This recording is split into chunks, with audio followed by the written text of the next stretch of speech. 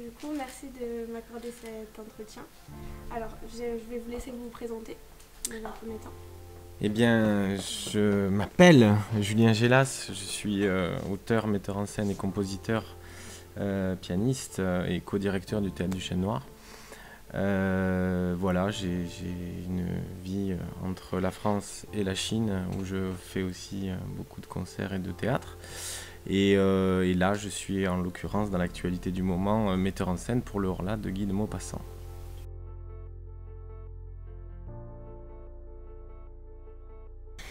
Eh bien écoutez, là, ça n'a pas été, enfin si, ça a été un choix, mais je suis né dans le théâtre, puisque le fondateur de ce lieu, de cette compagnie, le Théâtre du Chêne Noir, c'est mon père, Gérard Gélas, et je suis né dans un théâtre. Je dis souvent ça, parce que c'est vrai que mes parents habitaient vraiment juste à côté du théâtre, et enfant, j'étais toujours ici. J'ai passé toute mon enfance entre les loges et la scène et cette salle-là. Donc j'ai été dès l'enfance vraiment marqué par le théâtre. Et puis après l'adolescence et les études m'ont confirmé que c'était quelque chose que j'avais envie de faire. J'avais envie de faire de la mise en scène et d'écrire du théâtre. Donc pour des raisons complexes, mais tout simplement parce que j'aime ça, on peut dire. Voilà. Et donc le théâtre est une forme d'expression assez unique qui permet de réunir beaucoup d'arts différents. En ce sens-là, je pense que c'est une forme d'art où je peux exprimer aussi des choses qui m'attirent, comme la musique, comme l'écriture, comme la mise en scène, comme le travail du corps. Donc voilà, c'est une forme d'expression fantastique et je m'y retrouve.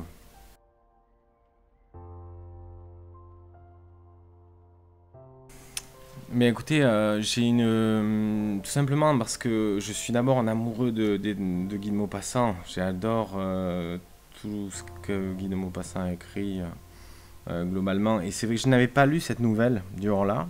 Des fois, on tombe dessus au collège ou au lycée, c'était pas mon cas. Et donc, j'ai eu la chance de tomber dessus par hasard. Je lisais plusieurs livres, puis j'ai pris Maupassant, ça faisait longtemps que je n'avais pas lu, et puis je suis tombé sur le Horla. En lisant ça, j'ai trouvé dedans des thématiques qui me concernent vraiment et qui, je pense, concernent tout le monde. J'ai trouvé là une nouvelle extrêmement contemporaine. Ça a été écrit il y a plus de 100 ans, mais avec des thématiques dedans qui sont vraiment au centre de nos préoccupations, c'est-à-dire les limites de notre connaissance, les limites aussi de la raison, jusqu'où nous pouvons contrôler les choses et notre environnement. C'est des questions d'aujourd'hui qui sont au centre de nos préoccupations, et notamment à travers l'environnement, etc. Il y a des questions qui sont posées à l'intérieur même du texte que je trouve très, très intéressantes, passionnantes. Cette nouvelle faisait écho aussi à un texte que j'avais écrit, il y a 3 ans, qui s'appelle Le Dernier Homme, qui parle d'un homme qui vit la fin du monde. Et où il est question un petit peu de la fin de l'humanité et des questions essentielles qu'on doit se poser aujourd'hui. Et j'ai l'impression, comme dit René Char, que l'essentiel est toujours menacé par l'insignifiant. On est sans arrêt dans nos vies portés sur des choses qui sont au fond peu essentielles. Et c'est pour moi, alors là, une pièce qui parle de la folie, puisqu'on a un personnage qui est aussi entre la folie et puis la raison, mais qui est essentiellement une question aussi de qu'est-ce qui est essentiel. Et qu'est-ce qui est essentiel, où est-ce que nous pouvons contrôler les choses, où est-ce que nous pouvons placer notre attention dans le monde. C'est toutes ces questions-là qui sont derrière. Et en plus, avec une histoire qui est vraiment dramaturgiquement extrêmement bien construite, et avec un suspense, si vous voulez. Donc je trouvais que c'était passionnant à ce niveau-là. Sur le plan de la forme aussi, je trouve que Maupassant est un des pionniers de ce qu'on a appelé plus tard le réalisme fantastique, qui donne aujourd'hui les séries, notamment certaines des séries à succès comme Black Mirror ou d'autres séries, où on a en fait... c'est une forme d'art qui s'intéresse à la réalité, et dans notre réalité va se passer à un moment un événement qui fait qu'on commence à douter de certaines choses de la réalité. Et ça, c'est Maupassant qui est le maître, c'est peut-être le maître de ça, avec certains autres écrivains du 19e. Et je trouve que aujourd'hui on a certaines séries télé ou certains films, bon, évidemment, ne sont pas là pour parler de l'histoire de la littérature, de la philosophie, etc. Mais c'est ça qu'il y a derrière, ces écrivains derrière. Et donc, voilà, je trouve que là, on a aussi une nouvelle qui est devenue une pièce qu'on a adaptée au théâtre, qui va être aussi riche de manière narrativement et qui va être passionnante à suivre comme une histoire. Et c'est ça qui m'a intéressé, parce que j'essaie de construire aussi le théâtre, mes mises en scène de théâtre, dans la mesure où elles racontent une histoire. C'est important. Toutes les pièces de théâtre ne le font pas, mais celle-là, en l'occurrence, c'est une nouvelle. Il y a des dates, c'est comme une espèce de journal de bord, vous voyez. Et donc, il y a une dimension narrative qui est très forte. Et je pense que le public, le spectateur, le lecteur est passionné par ça, est pris dans l'histoire. Et ça m'intéressait vraiment de pouvoir essayer de le mettre sur scène. Eh bien, j'ai fait une adaptation donc, du Horla, c'est-à-dire que le Horla de Maupassant, texte écrit au 19e, avec une langue forcément aussi un petit peu du 19e siècle, etc., mais qui est quand même très clair. Maupassant est un auteur où il y a certaines choses qu'on pourrait penser être écrites aujourd'hui. Il y en a d'autres qui sont un peu datées, vous voyez. Donc on a vraiment essayé d'épurer le texte et à travers la mise en scène de mettre le Horla dans notre temps, dans notre époque. Donc j'ai fait une adaptation à peu près à 20-30% de l'œuvre où j'ai remanié les choses, d'abord dans le texte, la réécriture, qui nous met à l'endroit où, si vous voulez, le personnage principal, qui chez Maupassant est un riche propriétaire terrien, on peut imaginer que c'est un noble à l'époque, etc., devient là un chef d'entreprise qui travaille sur l'intelligence artificielle et qui construit donc une intelligence artificielle avec des équipes qui travaillent pour lui, des ingénieurs, etc. Et lui, son rêve, c'est une espèce de rêve vieux comme le monde de savant, c'est de faire accoucher une forme d'intelligence artificielle avancée, mûre, mature. C'est ça, donc c'est évidemment pas chez Maupassant, c'est un apport de ma part.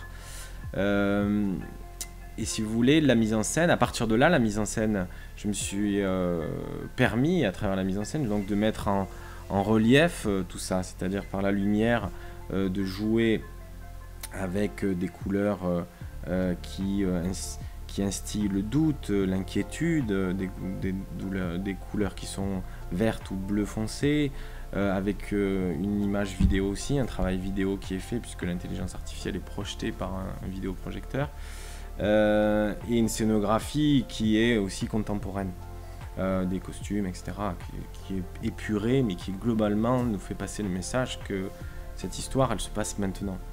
Donc c'est, si vous voulez, c'est ça. Et donc le Horla raconte l'histoire d'un être surnaturel qui vient perturber tout à coup un personnage dans sa vie quotidienne. C'est ça, en résumé, le Horla de Maupassant. Et on a gardé ce Horla-là, cet être invisible. Il existe encore. Il est toujours là et on l'a signifié par la lumière, justement. C'est la lumière qui vient comme une espèce de fantôme sur scène, tourner autour de notre personnage principal. La nuit, quand il dort, il vient sur l'eau, puis il vient sur lui, comme si, le texte le dit, il buvait sa vie entre ses lèvres, etc. Donc comme une espèce de spectre, vous voyez. On a travaillé sur ça, et puis en plus, avec à un moment... proposition de metteur en scène et d'auteur que je suis, qui est que le Horla peut être aussi en fait la machine. Ce n'est pas seulement un être surnaturel, invisible, qui viendrait d'une espèce de spectre, de fantôme. C'est peut-être aussi tout simplement la machine, l'intelligence artificielle que lui a créée. Et ça n'est pas surnaturel. Il pose cette question à plusieurs reprises à sa machine. Il dit: est-ce que tu crois au surnaturel ?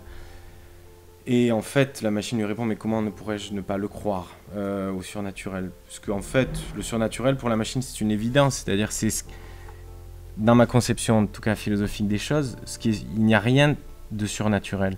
C'est une conception spinoziste en fait des choses. C'est-à-dire que la nature est partout, elle est infinie, donc il n'y a rien dehors de la nature, si vous voulez. Donc le mot surnaturel, c'est un mot un peu biaisé. Par contre, il y a des phénomènes qui se manifestent dans la réalité qui ne sont pas des phénomènes qu'on comprend, qui sont incompréhensibles pour nous. Et ces phénomènes-là, nous on les appelle surnaturels, si vous voulez. je sais pas, une table qui bouge tout d'un coup, on voit pas ça dans la réalité. Et on se dit, bah ça c'est surnaturel, c'est étrange, etc., etc. Et peut-être que ça obéit à une logique, tout simplement physique par exemple, qu'on ne connaît pas, qu'on ne maîtrise pas, vous voyez. Et donc c'est là que aussi j'ai axé mon travail de mise en scène, c'est-à-dire la machine aussi lui répond ça, elle n'est pas, si vous voulez, elle fait partie de sa vie et en même temps elle vient le déranger. C'est une réflexion sur ça aussi, c'est-à-dire qu'est-ce que nous contrôlons comme humains, qu'est-ce que nous contrôlons et nous ne contrôlons pas, et en même temps, quelles sont les limites à notre désir de contrôler, vous voyez, parce qu'on cherche à tout contrôler. Et quand on ne comprend pas ou qu'on ne contrôle pas, on appelle ça, c'est ce que dit Maupassant hein, aussi, soit du surnaturel, soit on invente des êtres, etc. Même il va jusqu'à dire même Dieu, il dit même la légende de Dieu est peut-être issue de nos peurs. En fait, de nos craintes, qui cherchent à nous rassurer. Donc c'est aussi, c'est une réflexion aussi très, cette œuvre dure-là, très psychologique aussi sur les illusions, en fait, de l'homme que nous pouvons avoir, les illusions, les espérances, les attentes, vous voyez. Et donc ça c'est absolument passionnant, puisque moi ça m'intéresse beaucoup, vous voyez, je disais, ça fait écho au Dernier Homme. Je pense qu'on vit tout globalement et on en a besoin. Toujours dans des illusions. Comme dit Nietzsche, il nous faut du mensonge pour pas mourir de la vérité. La vérité est tout le temps la vérité, elle détruit, elle fait mal. Oui, et donc on a besoin de s'illusionner. Et cette pièce, elle est là. Et à un moment, le personnage, il finit de... Il est peut-être... C'est ce qu'il dit à la fin, il dit « Est-ce que je suis fou ou alors est-ce que je suis clairvoyant ?» Et le génie de Maupassant, on ne sait pas si cette tête existe vraiment, l'Orla existe. Est-ce que notre personnage principal est fou? Est-ce qu'il n'est pas fou? On est dans le doute, parce que des fois, en effet, la clairvoyance, ça amène aussi à la folie. Ça peut aussi, vous voyez, plus on est lucide de certaines choses, plus des fois c'est douloureux, vous voyez. Quand on n'a pas conscience, par exemple, de la douleur, bah on souffre pas. C'est le principe des ivrognes, vous voyez. Un ivrogne, quand il a mal, bah, il ressent pas la douleur parce que sa conscience est inhibée, complètement inhibée. Par contre, quand il se réveille, ça fait un peu plus mal. Mais donc, vous voyez, c'est une réflexion aussi sous-jacente, là, sur tout ça, avec une histoire, je redis, qui est passionnante, voilà, où il y a une vraie trame narrative, on suit ça presque comme en effet un feuilleton, quoi, une série. Donc ça, je trouve que c'est génial. Moi, ça m'intéresse les deux, c'est-à-dire voir le fond et la forme, vous voyez.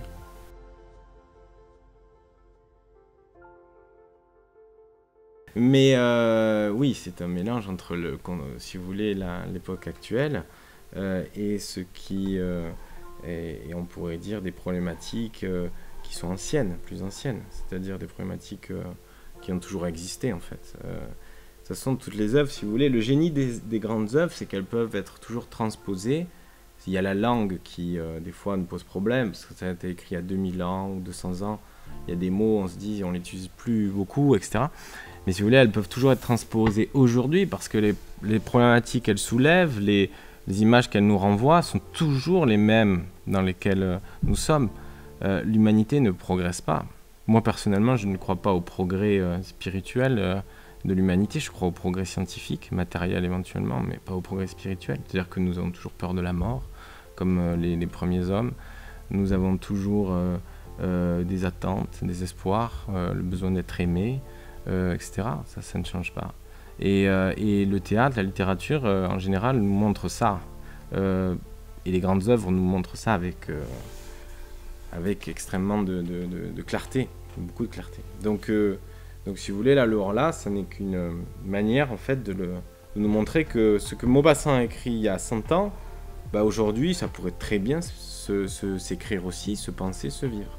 Bien sûr, je n'espère pas qu'on n'encourage pas à la folie, hein, puisque c'est quand même, à la fin, le personnage perd pied.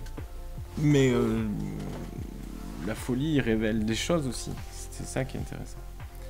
Et elle dit des choses en général qu'on ne cherche pas toujours à voir, vous voyez. Le personnage fou, des fois, il peut aller dire des choses, des vérités que certains personnages dits normaux ne diraient pas. Et Et ça, c'est intéressant. Après, on peut trouver ça, comment dire, il y a des gens qui diraient, mais il est fou, je cherche même pas à comprendre, vous savez. Ça, c'est le réflexe, en général, lambda d'une personne lambda. C'est-à-dire de se dire, voilà, ce que d'ailleurs on a toujours fait. Ça, c'est Michel Foucault qui met très bien ça dans tous ses travaux en perspective. Il a écrit une histoire de la folie et montré comment on a cherché toujours à mettre à distance la folie dans nos sociétés. Vous savez, les fous, on les mettait en prison, les fous, on les met en asile, etc. Et en même temps, ils sont là pour nous... Ils montrent aussi des choses de l'homme, de la réalité de l'homme, de la société aussi. Donc voilà, le théâtre, on n'est pas là pour juger. Le public, je pense pas non plus. En tout cas, pour juger ce qui se passe. Mais par contre, on essaie de comprendre ce qui se passe. Ça, c'est aussi une phrase de Spinoza. Il faut essayer de comprendre. Et vous voyez, ça, c'est important. Donc, nous sommes là avec une œuvre qui nous montre les tréfonds aussi de l'âme humaine, de la psychologie. Vous voyez.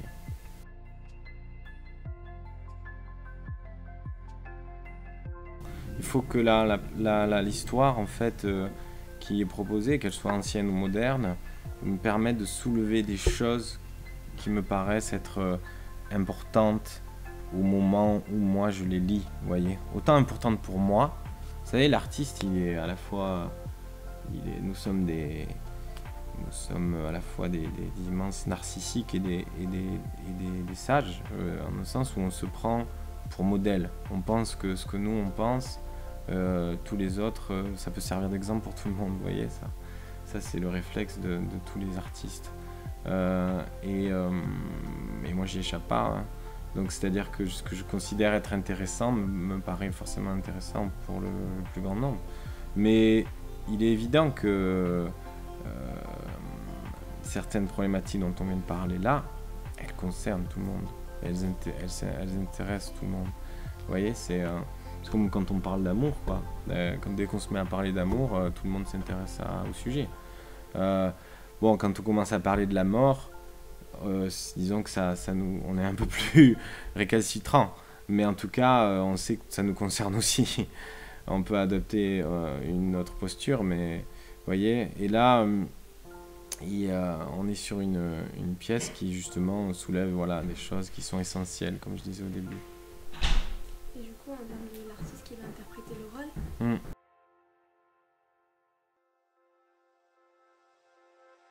Alors Damien Rémy, c'est notre interprète là, est un acteur qui maintenant est acteur depuis plus de 30 ans.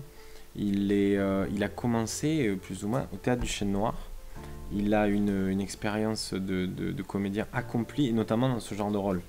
C'est-à-dire qu'il excelle, Damien Rémy, à jouer des rôles où il y a une folie, où il y a une angoisse aussi, une peur qui peut être en jeu, vous voyez. C'est un acteur qu'en fait, qui a été mis en scène par mon père, Gérard, pendant moins de 15-20 ans. Hein. Donc depuis enfant, je l'ai vu jouer, je l'ai vu sur scène, et il m'a influencé, moi, vous voyez, comme acteur. Ça a été un des acteurs que j'ai eu le plus souvent sous les yeux. Donc je le connais assez bien. Et c'est vrai qu'en lisant le Horla, je le disais récemment, j'ai pensé à lui avant même de penser à faire une pièce, vous voyez. Donc c'est même pas le théâtre qui m'a voilà, je voulais même pas, je lisais pas le Horla en me disant il faut que je fasse une pièce et je cherche une pièce, vous voyez. Simplement j'étais en train de le lire, j'ai lu ça et puis j'ai pensé à lui, à Damien. Et de là est venue l'idée de me dire il faut essayer de le transposer au théâtre. Et puis en plus au théâtre ça a été fait parce qu'il y a une dimension théâtrale dans cette œuvre. Donc Damien Rémy est un acteur formidable, fantastique, qui a une capacité, si vous voulez, on dirait de manière triviale, il a du monde dans sa tête, quoi. Et il arrive à faire parler plein de choses à l'intérieur de lui, à avoir une espèce de folie aussi, de puissance. C'est exactement ce qu'il nous faut pour le Horla. Donc, parce que c'est une œuvre où, voilà, qui sort, entre guillemets, des limites du jeu qu'on connaît. Et donc, c'est exact. Moi, j'aime bien essayer de dépasser les limites. Ouais, c'est quelque chose que j'essaie de faire le plus souvent dans tout ce que j'écris ou fais ou même en musique, des limites en tout cas personnelles ou des limites objectives. Et donc c'est là, Damien Rémy, c'est vraiment l'acteur qu'il fallait pour ça. Et j'ai pu, le connaissant un peu, justement travailler des choses avec lui qu'on travaille, dont il n'avait pas l'habitude en fait de travailler avec certains metteurs en scène, si vous voulez. Le fait que je le connaisse aussi bien, je pense, m'a permis d'aller travailler des choses, de sortir de certaines habitudes de jeu qu'il a, tout en exploitant, je crois, ses meilleurs atouts. Vous voyez, parce qu'un acteur, il a toujours des points forts, il peut avoir des points faibles, etc. Et là, je pense, on est en train d'arriver à quelque chose voilà, qui va être très très cohérent et équilibré.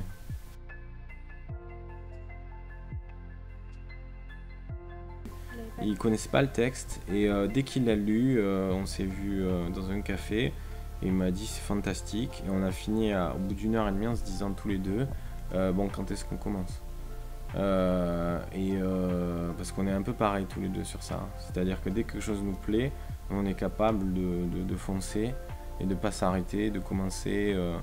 On est un peu des espèces de marathoniens, voilà, un peu fous.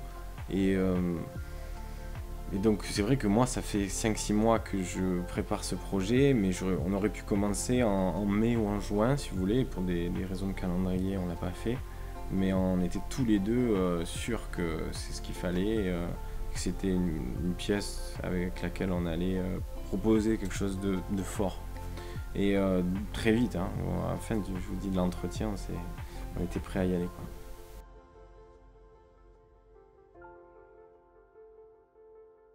Et bien voilà, à peu près en tout, c'est 5-6 mois à peu près de travail.